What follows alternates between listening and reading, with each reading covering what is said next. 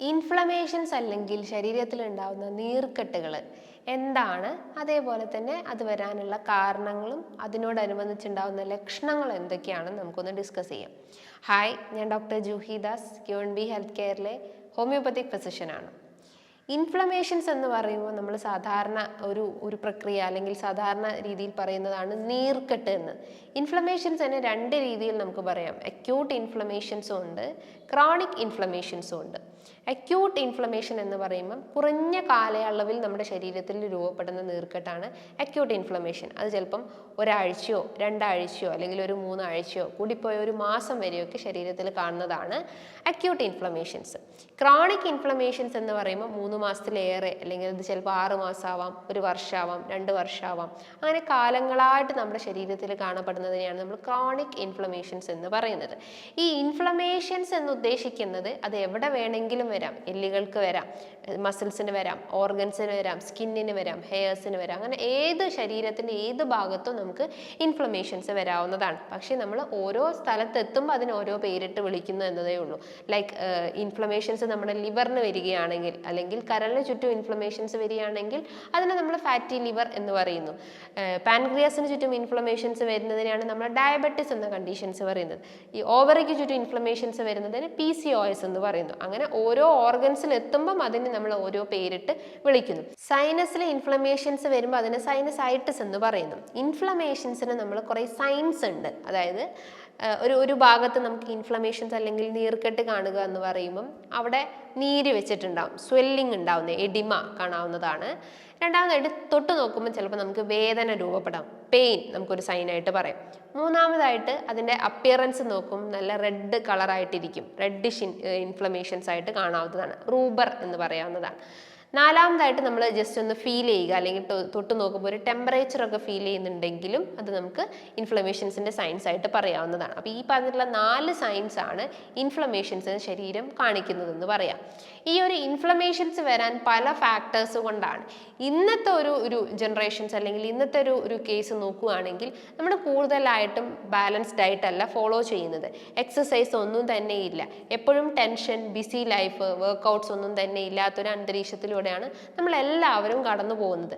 ഈ ഫാറ്റി ലിവറൊക്കെ വരുന്നതിൻ്റെ main cause എന്ന് പറയുന്നത് ഭക്ഷണത്തിൽ ഉണ്ടാവുന്ന ആ ഒരു കൊഴുപ്പ് കൂടുതലായിട്ടും കഴിക്കുക, സ്മോക്കിംഗ്, ആൽക്കഹോൾ, കൂടുതൽ പ്രോസസ്സ് ചെയ്തിട്ടുള്ള ഭക്ഷണങ്ങൾ, സാച്ചുറേറ്റഡ് ഫാറ്റ്സ്, ട്രാൻസ് ഫാറ്റ്, ഇതൊക്കെ അമിതമായിട്ട് കഴിച്ചുകൊണ്ടിരിക്കുന്ന ആളുകൾക്കാണ് ഫാറ്റി ലിവർ എന്ന കണ്ടീഷൻസ് വരുന്നത്.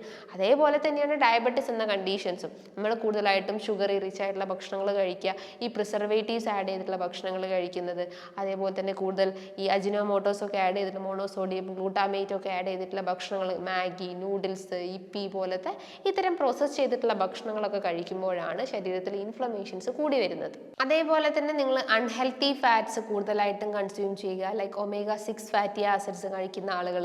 അതേപോലെ നിങ്ങളുടെ ഭക്ഷണത്തിൽ ഗ്ലൂട്ടൻ അടങ്ങിയിട്ടുള്ള ഭക്ഷണങ്ങളൊക്കെ കഴിക്കുക, ലൈക്ക് ഗോതമ്പ്, ആട്ട, മൈദ, റവ, ഇതൊക്കെ ഡെയിലി ബേസിസിൽ നമ്മൾ കഴിക്കുമ്പം തൈറോയിഡിൽ ഇൻഫ്ലമേഷൻസ് വരികയും ഹാഷിമോട്ടോ തൈറോയിഡൈറ്റിസ് കണ്ടീഷൻസ് രൂപപ്പെടാവുന്നതാണ്. റിഫൈൻഡ് ആയിട്ടുള്ള കാർബ്സ്, അതായത് അതിൻ്റെ ആ ഒരു ഫുൾ ക്വാളിറ്റി നഷ്ടപ്പെട്ട് അല്ലെങ്കിൽ ന്യൂട്രിയൻസ് എല്ലാം നഷ്ടപ്പെട്ടിട്ട് നമുക്കൊരു റിഫൈൻ ചെയ്തിട്ടുള്ള ഭക്ഷണങ്ങളൊക്കെ അമിതമായിട്ട് കഴിക്കുന്ന ആളുകൾക്കൊക്കെയാണ് ഈ ഒരു ഇൻഫ്ലമേഷൻസ് ബോഡിയിൽ ഡെവലപ്പ് ചെയ്യുന്നത്. ഇൻഫ്ലമേഷൻസ് എന്ന് പറയുമ്പോൾ പെട്ടെന്ന് ഉണ്ടാവുന്നത് മാത്രമല്ല, കാലങ്ങളായിട്ട് നമ്മൾ ഈ കഴിച്ചുകൊണ്ടിരിക്കുന്ന ഭക്ഷണത്തിൻ്റെ ഒരു ആഫ്റ്റർ എഫക്റ്റ് ആയിട്ട് രൂപപ്പെടുന്നതാണ്.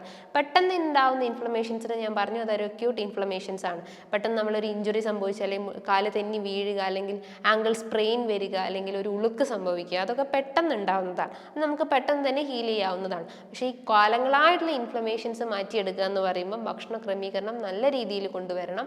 അതേപോലെ തന്നെ വർക്കൗട്ടും അത്യാവശ്യമായിട്ടുള്ള കാര്യമാണ്. ഇപ്പോൾ ഡയബറ്റിസ് രോഗികളൊക്കെ ആണെങ്കിൽ നിങ്ങൾ അത്യാവശ്യം നല്ല രീതിയിൽ ഭക്ഷണം ശ്രമിക്കുക. അതായത് ഈ ഷുഗർ പരമാവധി കുറയ്ക്കുക, റിഫൈൻഡ് ആയിട്ടുള്ള കാർബ്സ് പരമാവധി കുറയ്ക്കുക, ലീഫി വെജിറ്റബിൾസ് ഭക്ഷണത്തിൽ ഉൾപ്പെടുത്തുക, ഫ്രൂട്ട്സ് കഴിക്കാൻ ശ്രമിക്കുക. ഫ്രൂട്ട്സ് ഒരിക്കലും ജ്യൂസി ഫോമിൽ കുടിക്കരുത്. അതേപോലെ തന്നെ നിങ്ങൾ നട്ട്സും സീഡ്സും ഭക്ഷണത്തിൽ ഉൾപ്പെടുത്താൻ ശ്രമിക്കുക. ഇനിയിപ്പോൾ ഫാറ്റി ലിവർ കേസസുള്ള ആളുകളാണെങ്കിൽ മദ്യപിക്കുന്ന ശീലങ്ങളൊക്കെ ഉണ്ടെങ്കിൽ അതിൻ്റെ ആ ഒരു യൂസേജ് പരമാവധി കുറച്ചെടുക്കാൻ ശ്രമിക്കുക. ഇനിയിപ്പോൾ നിങ്ങൾ കൂടുതൽ റിഫൈൻഡ് ആയിട്ടുള്ള ഭക്ഷണങ്ങൾ കഴിക്കുക, കൂടുതൽ പ്രോസസ്സ് ചെയ്തിട്ടുള്ള ഈ പിസ്സ, ബർഗർ, രാത്രി കാലങ്ങളിലൊക്കെ കൂടുതൽ ഓയിലി ആയിട്ടുള്ള ഭക്ഷണങ്ങളൊക്കെ കഴിക്കുന്ന ശീലങ്ങളൊക്കെ ഉണ്ടെങ്കിൽ അതൊക്കെ പരമാവധി കുറച്ച് കൊണ്ടുവരാൻ ശ്രമിക്കുക. ഇതൊക്കെയാണ് ഇതിൻ്റെ മെയിൻ ട്രിഗറിങ് ഫാക്ടേഴ്സ് എന്ന് പറയുന്നത്. സോ ഈ പറഞ്ഞിട്ടുള്ള ട്രിഗറിങ് ഫാക്ടേഴ്സ് ആണ് ശരീരത്തിൽ ഇൻഫ്ലമേഷൻസ് വരുന്നത്. അപ്പോൾ നിങ്ങൾക്ക് ഡയബറ്റിസ് രോഗികളാണെങ്കിൽ നിങ്ങൾ അതിനെ കൺട്രോൾ ചെയ്യുന്ന ഭക്ഷണങ്ങൾ ശ്രദ്ധിക്കുക. ഫാറ്റി ലിവർ ആണെങ്കിൽ അത് കൺട്രോൾ ചെയ്യുന്ന ഭക്ഷണങ്ങൾ, തൈറോയ്ഡ് കേസസ് ആണെങ്കിൽ നിങ്ങൾ ഗ്ലൂട്ടൻ ഫ്രീ ആയിട്ടുള്ള ഭക്ഷണങ്ങൾ ഫോളോ ചെയ്യുക. അങ്ങനെ ഓരോ അസുഖത്തിനും നമ്മൾ ഓരോ രീതിയിലുള്ള ഭക്ഷണങ്ങൾ കൃത്യമായിട്ട് ക്രമീകരിച്ച് കഴിഞ്ഞാൽ ഈ ഇൻഫ്ലമേഷൻസ് ബോഡിയിൽ ഉണ്ടാവുന്നത് നമുക്ക് കുറച്ചെടുക്കാൻ പറ്റുന്നതാണ്. അതോടൊപ്പം തന്നെ അത്യാവശ്യം നല്ല രീതിയിൽ ബോഡിക്ക് മൂവ്മെൻറ്റ്സ് കൊടുക്കാൻ ശ്രമിക്കുക. കാർഡിയാക് എക്സസൈസോ എയറോബിക് എക്സസൈസോ ഒക്കെ ബോഡിക്ക് കൊടുത്തു കഴിഞ്ഞാൽ തന്നെ ആ ഒരു എക്സസ് ആയിട്ടുള്ള ഫാറ്റൊക്കെ പെട്ടെന്ന് ഡിസോൾവ് ചെയ്യാൻ പറ്റുന്നതാണ്. ഇനിയിപ്പോൾ ടെൻഷൻ അടിച്ചിട്ട് നമുക്ക് ശരീരത്തിൽ ഈ പറഞ്ഞിട്ടുള്ള ഇൻഫ്ലമേഷൻസ് വരാവുന്നതാണ്. അപ്പോൾ ടെൻഷൻ ഫ്രീ ആയിട്ടുള്ള അല്ലെങ്കിൽ കോർട്ടിസോൾ ലെവൽ കുറയ്ക്കുന്ന ഭക്ഷണങ്ങൾ കഴിക്കാൻ ശ്രമിക്കുക. ഡാർക്ക് ചോക്ലേറ്റ്സ് കഴിക്കാൻ ശ്രമിക്കുക.